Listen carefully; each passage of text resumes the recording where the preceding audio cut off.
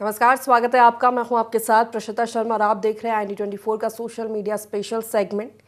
तो आज इस बुलेटिन में हम खास और बड़ी खबरों के बारे में बात करेंगे। सबसे पहले आपको बता देते हैं कि इस पूरे बुलेटिन में हम किन खबरों से आपको रूबरू करवाने वाले हैं। तो सबसे पहले बात करेंगे हरियाणा के पूर्व CM ओम प्रकाश चौटाला का निधन हो गया है।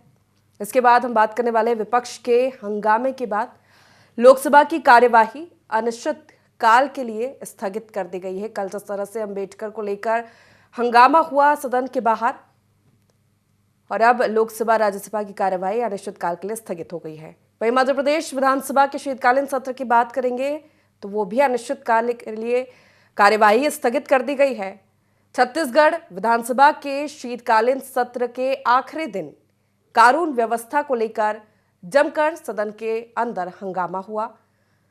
इंदौर और आगर मालवा को करोड़ों की सौगात देने वाले हैं आज CM डॉक्टर मोहन यादव। इसी के साथ मेरठ में प्रदीप मिश्रा की कथा के दौरान भीड़ बेकाबू हो गई। कई महिलाएं इस दौरान चोटिल हुई है।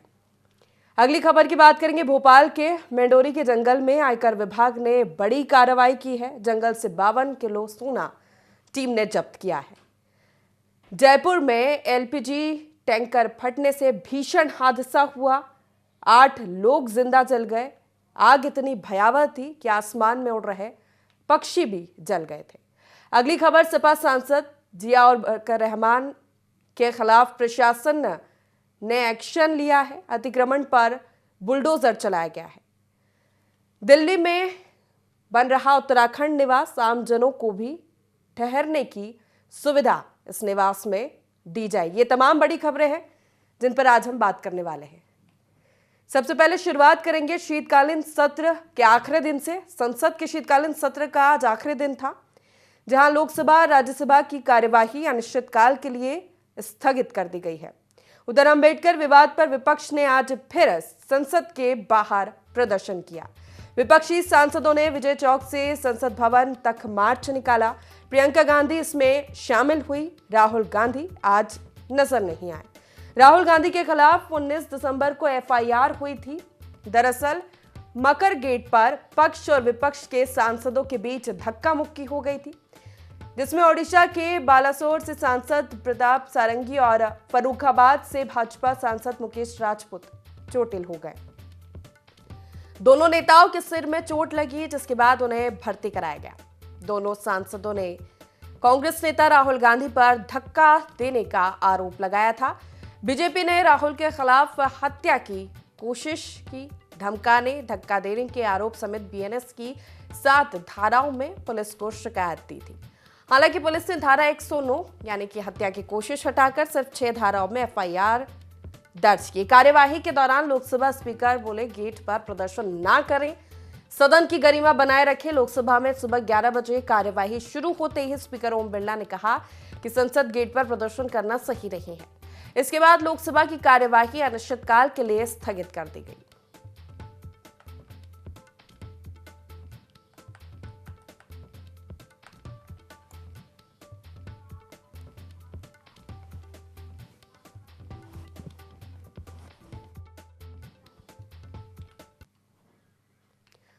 मध्य प्रदेश विधानसभा की कार्यवाही अनिश्चितकाल के लिए स्थगित कर दी गई है। इससे पहले शीतकालीन सत्र में शून्यकाल के दौरान बीजेपी विधायक सीतासरण शर्मा ने राहुल गांधी पर संसद में धक्का मुक्की का आरोप लगाया।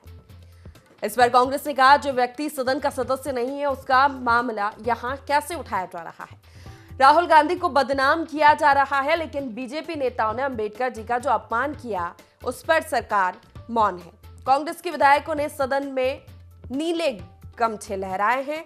दोनों ओर से शोर शराबे और हंगामे के चलते स्पीकर ने कार्यवाही स्थगित कर दी। सत्र में हिस्सा लेने के लिए कांग्रेस विधायक आज सुबह संविधान की प्रतियां लेकर भी विधानसभा पहुंचे थे। वे 3 दिन पहले केंद्रीय गृह मंत्री अमित शाह की संसद में डॉक्टर भीमराव अंबेडकर पर की गई टिप्पणी का विरोध जता रहे थे। नेता प्रतिपक्ष उमंग सिंगार ने कहा, बीजेपी द्वारा संविधान का अपमान किया जा रहा है। संविधान निर्माता अंबेडकर जी के बारे में गलत शब्द कहे गए। मोदी और शाह ने अभी तक माफी नहीं मांगी। राहुल गांधी और खड़गे जी जब इस बारे में बात कर रहे थे तो बीजेपी सांसदों ने धक्का मुक्की की, उन पर झूठा केस लगाया। हमारी मांग है कि टिप्पणी के लिए शाह माफी मांगे और राहुल जी पर दर्ज झूठा प्रकरण वापस लिया। शीतकालीन सत्र के अंतिम दिन की 5 बड़ी बातें आपको बता देते हैं। पहली, कांग्रेस विधायक विक्रांत भूरिया ने सरकारी हॉस्टल में 2 छात्रों की मौत का मुद्दा उठाया। बोले कि मामले में अधिकारी गलत जवाब दे रहे हैं। दूसरा, धार विधायक नीना वर्मा ने पूछा, स्कूलों के अपग्रेडेशन की कोई योजना है क्या? इस पर मंत्री विजय शाह ने कहा, इस सत्र में ऐसी कोई योजना नहीं है। वहीं पिपरिया विधायक ठाकुरदास नागवंशी ने कहा, जल जीवन मिशन के काम की क्वालिटी ठीक नहीं है, ठेकेदारों के खिलाफ कार्रवाई करें। बीजेपी विधायक एवं पूर्व मंत्री गोपाल भार्गव ने कहा कि जल जीवन मिशन का निष्पक्ष रूप से ऑडिट कराया जाए कि वर्तमान में स्थिति क्या है। कई योजनाएं जो 2 साल में पूरी होनी थी, 5 साल होने के बाद भी कंप्लीट नहीं हुई। जबलपुर व्याहा बुदनी हरदा रेल लाइन को देवास के संदलपुर तक जोड़ने, गुना अशोकनगर ललितपुर टीकमगढ़ छतरपुर मार्ग को राष्ट्रीय राजमार्ग घोषित करने के अशासकीय संकल्प पारित हुआ और केंद्र को भेजे जाएंगे।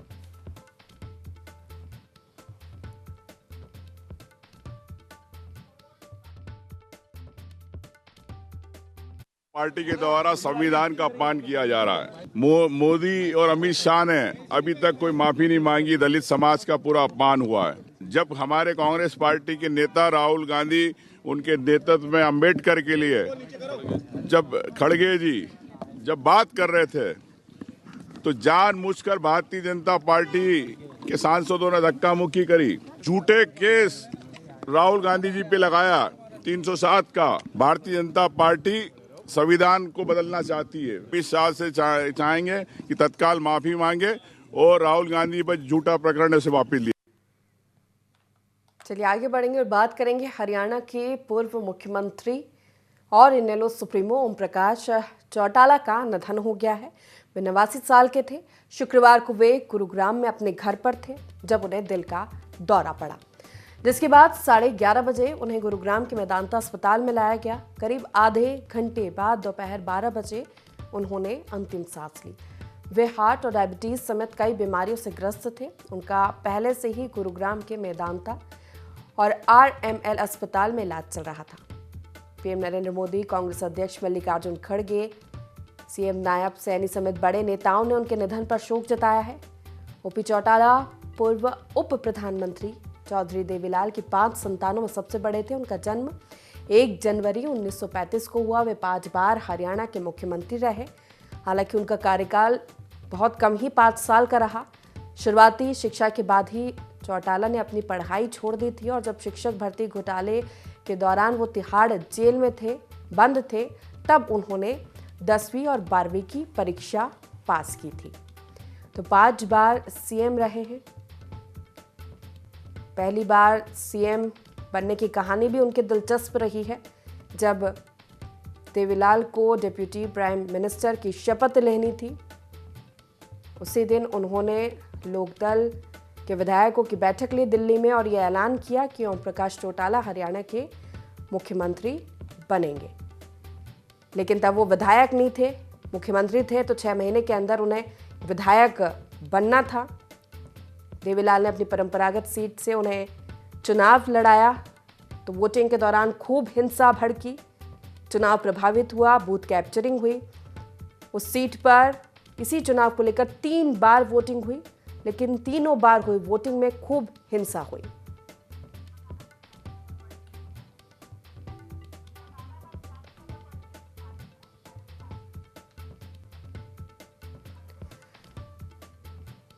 अब ओम प्रकाश चौटाला का सियासी सफर आपको बता देते हैं। ओम प्रकाश चौटाला का जन्म 1 जनवरी 1935 को सिरसा के गांव चौटाला में हुआ। चौटाला 5 बार हरियाणा के सीएम रहे। 2 दिसंबर 1989 को चौटाला पहली बार मुख्यमंत्री बने थे। शिक्षक भर्ती घोटाले में तिहाड़ जेल गए।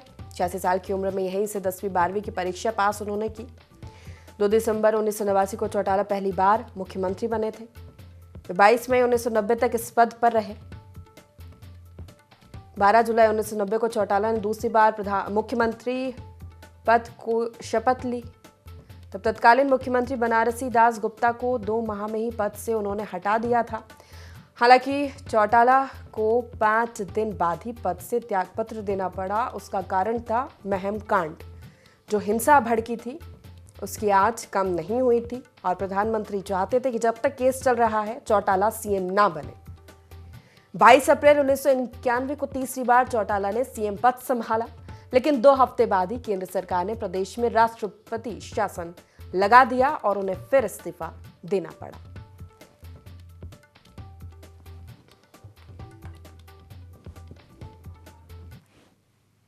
बात करेंगे मध्य प्रदेश की, जहां एक बड़ी कार्रवाई की है और बड़ी मात्रा में यहां से सोना जब्त किया आयकर विभाग की टीम ने। मध्य प्रदेश में रियल एस्टेट कारोबारियों पर छापामार कार्रवाई के बीच भोपाल में मेंडोरी के जंगल से आयकर विभाग की टीम ने कार से 52 किलो सोना बरामद किया है। इसकी कीमत करीब 40 करोड़ 47 लाख रुपए आकी गई है। टीम को कार से 10 करोड़ रुपए कैश भी मिले हैं। अब ये स्पष्ट नहीं है कि ये सोना और कैश किसका है। इनकम टैक्स की टीम ये पता लगा रही है कि सोना और कैश का कनेक्शन बिल्डर्स और आरटीओ के पूर्व कांस्टेबल के यहां चल रही कार्रवाई से तो नहीं है।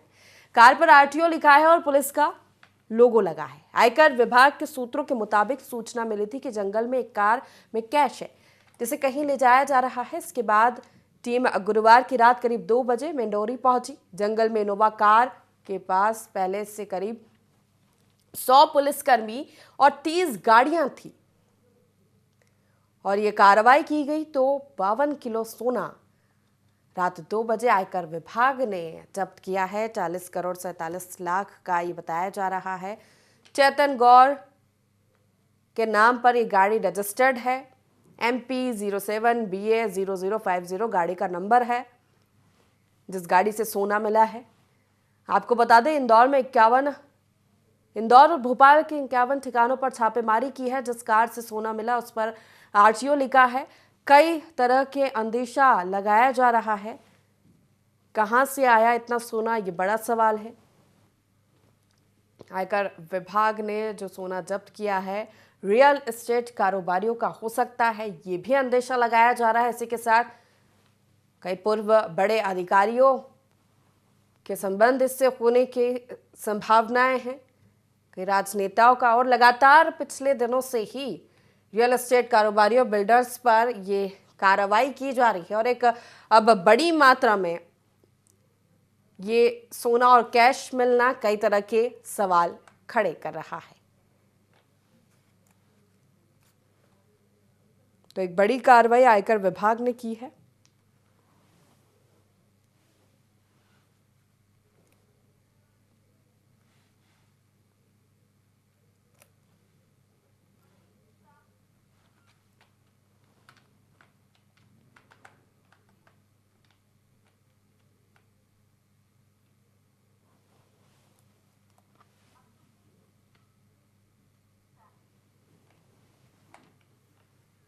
चलिए मेरिट्स आपको बता दें खबर, जहां पंडित प्रदीप मिश्रा की कथा के दौरान भगदड़ मची है।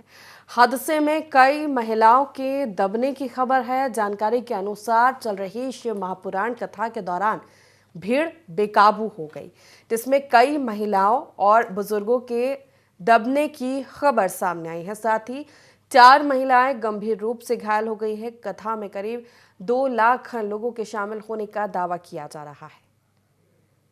तो मेरठ से तस्वीरें भी सामने आई हैं जहां पंडित प्रदीप मिश्रा की कथा में ये भगदड़ मची। कई महिला और बुजुर्गों के दबने की इसमें खबर है, कई लोगों के घायल होने की खबर है। शिव महापुराण कथा के दौरान भीड़ बेकाबू हो गई। कथा में करीब 2 लाख लोगों के होने का दावा किया जा रहा है। सवाल यही कि कैसे ये भगदड़ मची। शिव महापुराण कथा का आयोजन किया गया था। महिलाओं को जाने से रोकने पर वहां पर धक्का मुक्की हुई। भगदड़ में कई महिलाएं घायल। एंट्री गेट पर अव्यवस्थाओं के कारण ये हादसा हुआ है।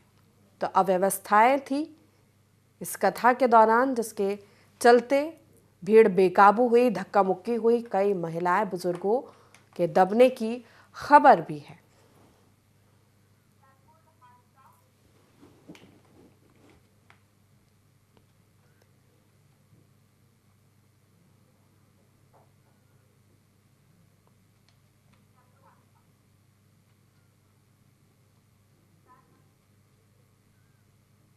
बात करेंगे भीषण हादसे की, जो जयपुर में शुक्रवार सुबह अजमेर हाईवे पर दिल्ली पब्लिक स्कूल के सामने हुआ। एलपीजी गैस से भरे टैंकर में जोरदार धमाका हो गया। हादसे में 8 लोग जिंदा जल गए और 35 लोग बुरी तरह से झुलस गए हैं।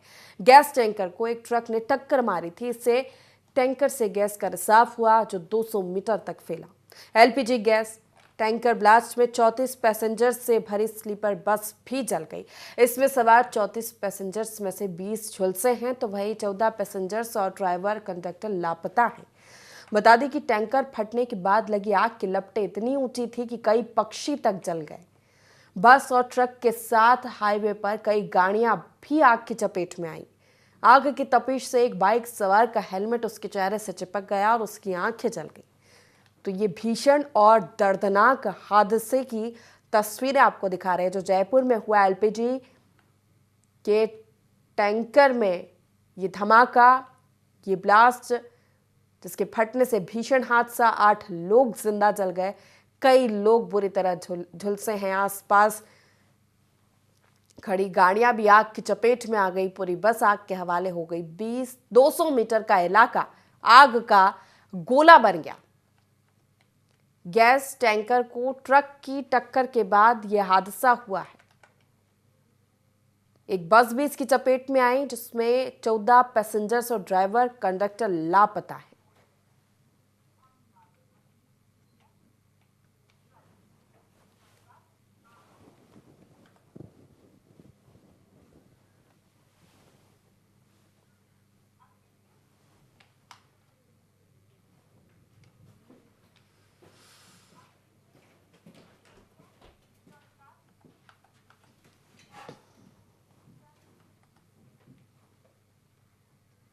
चलिए अब उत्तराखंड की बड़ी खबर का रुख करेंगे, जहां मुख्यमंत्री पुष्कर सिंह धामी ने निर्देश दिए हैं कि नई दिल्ली में नवनिर्मित उत्तराखंड निवास आम जन के लिए भी उपलब्ध कराया जाना सुनिश्चित किया जाए।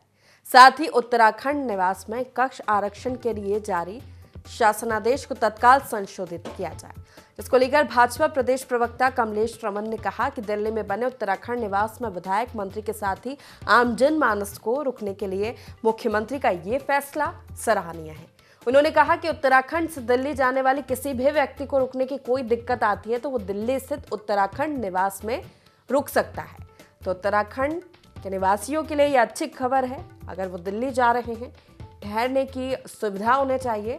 तो नवनिर्मित उत्तराखंड निवास जो कि दिल्ली में बना है, उत्तराखंड के विधायक, मंत्रियों के अलावा अब वो आम जन के लिए भी उपलब्ध होगा।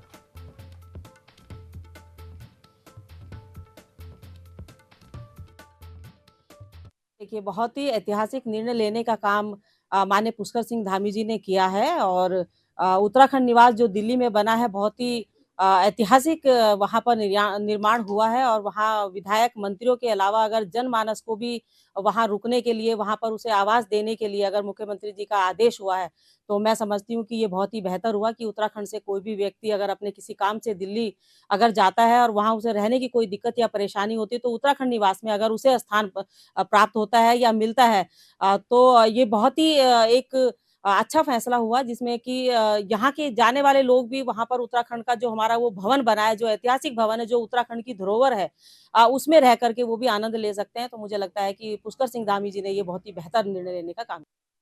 और इसी के साथ मुख्यमंत्री कैंप कार्यालय देहरादून में मुख्यमंत्री पुष्कर सिंह धामी ने मेरी योजना पुस्तक का विमोचन किया। इस पुस्तक में सभी विभागों की जन कल्याणकारी योजनाओं के बारे में न सिर्फ जानकारी दी गई है, बल्कि लाभार्थी कैसे सरकारी योजनाओं का लाभ ले सके, इसके बारे में भी बताया गया है। कार्यक्रम को संबोधित करते हुए सीएम धामी ने कहा कि हमारा उद्देश्य जनता के लिए केवल योजनाएं बनाना नहीं, बल्कि सभी योजनाओं को धरातल पर क्रियान्वयन सुनिश्चित करना भी है। सशक्त, समृद्ध और आत्मनिर्भर उत्तराखंड हमारा लक्ष्य है। तो देहरादून में मुख्यमंत्री पुष्कर सिंह धामी ने मेरी योजना पुस्तक का विमोचन किया और इसके बाद कार्यक्रम को उन्होंने संबोधित भी किया और बताया कि इस पुस्तक में जन कल्याणकारी योजनाओं की जो सरकार चला रही है, तमाम जानकारियां उपलब्ध है। और उन्होंने साफ संदेश भी इस दौरान दिया कि हमारा काम सिर्फ योजनाएं चलाना नहीं, बल्कि उनको धरातल पर उतारना और किस तरह से इसका लाभ लोगों को मिल सके ये भी सुनिश्चित करना है। इस पुस्तक में सभी विभागों की जन कल्याणकारी योजनाओं के बारे में जानकारी दी गई है, बल्कि ये भी बताया गया है कि जो भी लाभार्थी है वो कैसे सरकारी योजना का लाभ ले सकते हैं। ये तमाम विस्तृत जानकारी इस पुस्तक में दी गई है। कार्यक्रम को संबोधित किया सीएम धामी ने और कहा कि हमारा उद्देश्य जनता के लिए केवल योजनाएं बनाना नहीं, बल्कि सभी योजनाओं को धरातल पर उनका क्रियान्वयन सुनिश्चित करना है और लक्ष्य है सशक्त, समृद्ध और आत्मनिर्भर उत्तराखंड।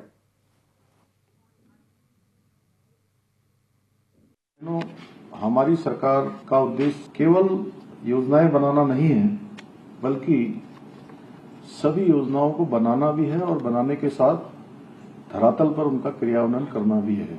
और साथ ही साथ जो योजनाएं हम प्रारंभ करते हैं, यानी जिनका शिलान्यास करते हैं, उन सभी योजनाओं का लोकार्पण करना भी हमारा संकल्प होता है कि जो योजनाएं शुरू हों वो योजनाएं पूरी हों और इन योजनाओं का लाभ समाज के अंतिम छोर में खड़े हुए व्यक्ति तक पहुंचे, हर एक व्यक्ति लाभान्वित हो और उसको आगे बढ़ने का अवसर मिले। इसी उद्देश्य को प्राप्त करने के लिए हमने इस पुस्तिका को तैयार किया है, जिसमें सरकार की विभिन्न जन कल्याणकारी योजनाएं और सेवाओं को सरल और व्यवहारिक भाषा में प्रस्तुत किया गया है।